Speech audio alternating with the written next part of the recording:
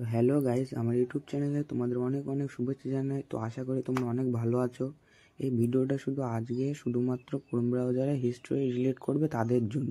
তো আজকে ভিডিওটা শুরু করার আগে যারা চ্যানেলে নতুন সাবস্ক্রাইব করে ভিডিওটা শুরু করা যাক।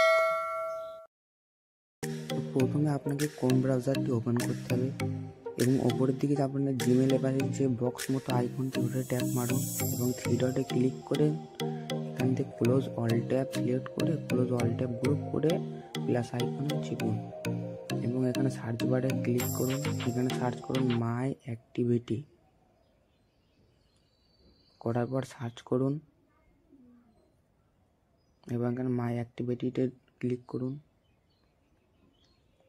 নিচে স্ক্রল করে ডিলেটে হাত দিন, গিয়ে অল টাইম করে দিন, এখান থেকে নেক্সট করে দিন।